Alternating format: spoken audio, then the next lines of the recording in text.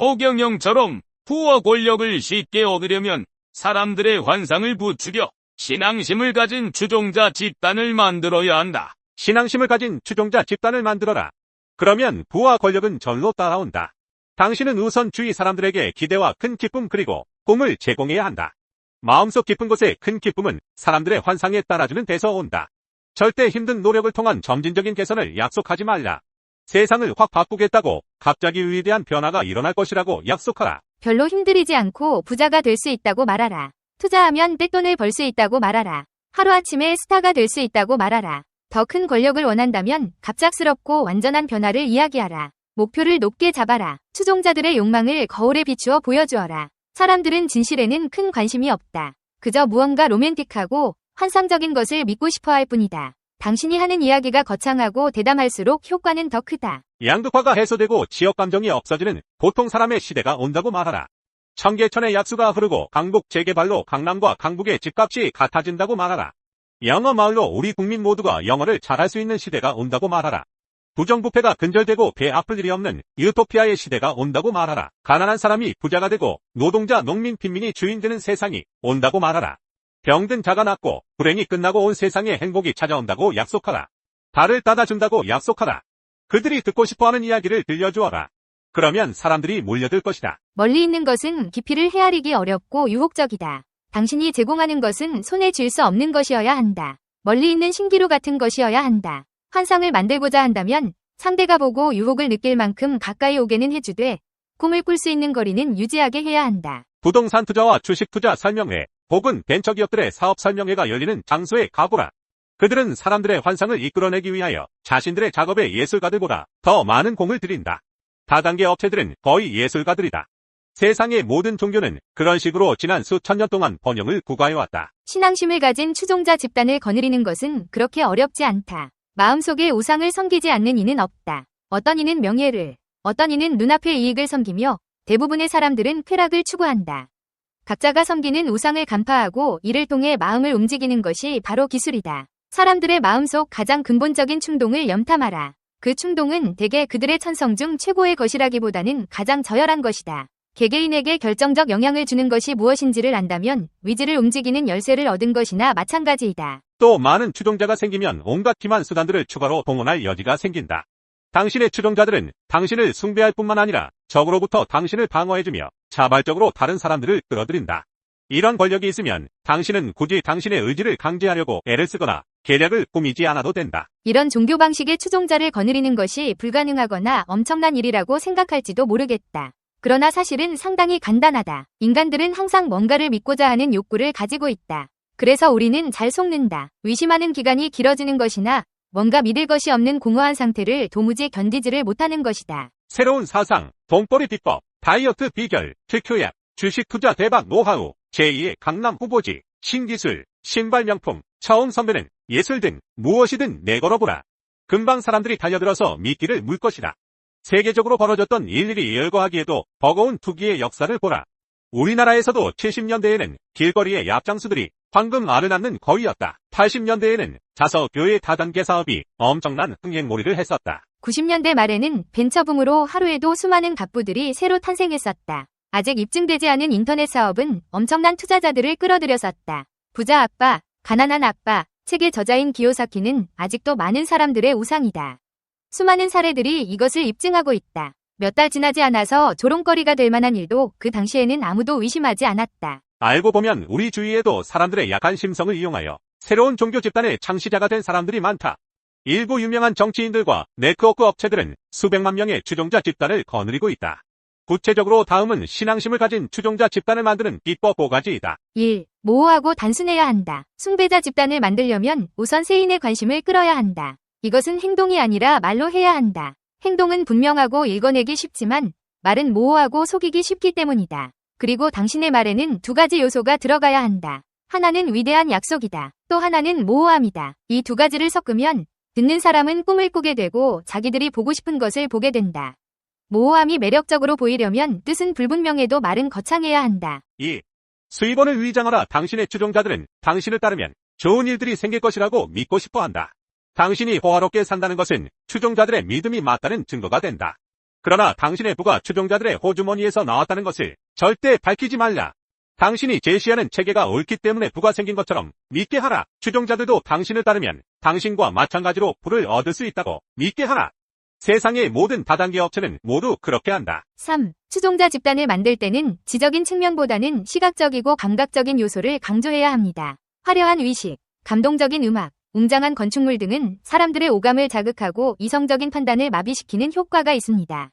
예를 들어 대규모 집회에서 펼쳐지는 화려한 조명과 특수 효과, 감동적인 연설은 참가자들에게 깊은 인상을 남기고 집단의 일원이라는 소속감을 느끼게 합니다. 이러한 감각적인 경험은 비판적인 사고를 억제하고 집단의 메시지를 무비판적으로 받아들이도록 유도합니다. 4. 새로운 종교 집단을 만들 때는 기존 종교 조직의 형태를 모방하는 것이 효과적입니다. 사람들은 이미 익숙한 종교적 형식에 대해 거부감이 적고 종교 지도자에게 권위를 부여하는 경향이 있습니다. 따라서 기존 종교의 의식, 계급 체계, 용어 등을 차용하면 새로운 집단에 대한 신뢰도를 높이고 추종자들의 충성심을 확보하는 데 도움이 됩니다. 예를 들어 특정 종교의 복장을 착용하거나 종교적인 용어를 사용하여 가르침을 전달하는 것은 집단의 권위를 높이고 추종자들의 믿음을 강화하는 효과가 있습니다. 5. 신자와 불신자를 대립시켜라. 추종자들을 단결시키려면 모든 종교 체계가 해온 일을 해야 한다. 즉 신자와 불신자를 대립시키는 것이다. 당신의 추종자들을 공동의 목표로 묶인 배타적 집단으로 만들어라. 그리고 당신의 집단을 파괴하려는 사악한 세력이 있다고 믿게 하라. 그러고 나서 당신의 속임수를 밝히려는 외부인은 그 사악한 세력의 일원으로 몰면 된다. 욕망의 덩어리. 90년대 말 주식 투기 거래의 실체. 1990년대 후반 투자자들은 인터넷이라는 급성장하는 신기술을 활용하는 것이라면 무엇이든 엄청난 돈을 벌 수 있다고 생각했다. 이에 따라 인터넷 관련주에 대한 투기, 열풍이 불었다. 투자회사들은 사업가들이 막대한 규모의 수익 전망을 내놓고 사업계획서를 쓰기만 하면 그 계획서가 아무리 미진하더라도 자금을 투자했다. 시장 점유율을 확보하기 위한 비현실적인 프로젝트들에 엄청난 자금이 투입됐고 자본시장에서 기업 공개를 통해 자본을 조달한 기업들의 주가는 천정부지로 치솟으며 수없이 많은 닷컴 기업 백만장자들이 탄생했다. 닷컴 붐은 여타 업종에도 영향을 미쳤는데 특히 첨단 기술주라면 어떤 종목도 마찬가지였다. 투자자들은 끝간데 없이 치솟는 주가 상승의 상황에서 저마다 이득을 챙기기 위해 주식시장에 자금을 쏟아부었다. 이 세계적인 투기 열풍은 한국 시장에도 지대한 영향을 미쳤다. 97년 봄 인터넷에 골드뱅크라는 회사의 주식 공모 광고가 떴다. 배너 광고로 인터넷 리서치에 응하면 돈을 준다는 모델을 들고 나와 세간의 호기심을 자극했던 회사다. 사업 모델도 기실 알고 보면 미국의 사이버 골드라는 회사를 흉내낸 것에 불과했지만 골드뱅크는 투자자들의 대단한 인기를 끌어 단숨에 공모자금을 마련하고 다음에 코스닥 시장까지 진출했다. 당신은 완전 적자에 수익이 없는 기업이라도 상장이 가능했다. 상장되자마자 이 회사 주식은 폭등을 거듭했다. 설립자는 자본금 5천만 원의 구멍가게 수준의 대표에서 설립 2년 만에 시가총액 2천억 원에 이르는 골드뱅크 그룹의 총수로 말단 공무원에서 코리안 드림을 실현한 인물로 신문지상에 연일 대서특필되었다. 주식 공모에 응한 투자자들은 주주로 모두 함께 부자가 되었다. 버블에 신호탄을 쏘아 올린 격이었다. 그러자 조금이라도 머리가 있는 사람들은 그럴듯한 사업 모델을 내세워 하루에도 여러 개의 기업을 설립하고 등기에 물감이 마르기도 전에 주식 공모에 나섰다. 이들은 공모자금을 받은 것도 모자라서 자신의 보유주식을 마구 시장에 내다 팔았다. 팔고 또 팔았지만 그래도 주식 가격은 오르기만 했다. 비상장 주식 값이 하늘 높은 줄 모르고 치솟자 일반인들도 마침내 한 목 챙기기 위해 너도 나도 앞다퉈 투기에 뛰어 들었다. 탐욕에 눈이 먼 사람들은 기꺼이 욕망의 한여를 자처했다. 비상장 주식을 전문으로 중개하는 엔젤클럽이라는 이름의 묻지마 투자그룹이 전국에서 활개를 친 것도 이 무렵이다. 98년이 지나자 주식 투기는 이제 전국적인 현상으로 번졌다. 음모와 흉기로 가득 찬 시장에서 발기인들은 제 주머니만 불리기 위해 주식회사들을 마구 급조해냈고 주가는 조작되었으며 허위 정보들이 마구 돌아다녔다. 상장 계획은 고사하고 상장 가능성도 없는 신생기업의 주식 공모 가격이 처음부터 액면가의 10, 20배로 책정되는 것도 다반사였다. 그렇지만 회사 설립 후 몇 달 밖에 지나지 않은 갓난 비상장 기업들의 주식도 수익 모델만 그럴듯하면 인터넷 공모에서 단 3초 만에 마감될 정도로 시장에는 특이 열기로 넘쳐났다. 이들 중에는 금감원의 정식 인가를 받고 일간지에 버젓이 공모 광고를 낸 기업들도 부지기수였다. 제세시장의 설립은 투기시장에 뒷돈을 대주는 격이었다. 1998년 봄부터는 엄청난 숫자의 기업들이 자금 조달에 들어갔고 가을로 접어들면서는 일간지들도 호황을 누려 이들 기업의 사업 설명서와 주식 공모 광고로 신문을 도배했다. 이 광고에는 회사의 첨단 보유 기술과 수익성, 배당 수익을 약속하는 문구가 꼭 들어가 있었다. 사태가 이 지경에 이르자 과거 올림픽을 앞두고 발생했던 주식 투기 현상들이 되풀이되었다. 대부분의 사람들이 생업을 포기하고 투기에 달려든 것이다. 청약자 명단에는 고위 공무원을 비롯해 연예인과 자영업자, 회사원, 가게주인, 농사꾼, 선원, 노동자, 조폭 등 온갖 종류의 군상들이 있었다. 배정받은 주식은 그 자리에서 프리미엄을 받고 팔려나가기도 했다.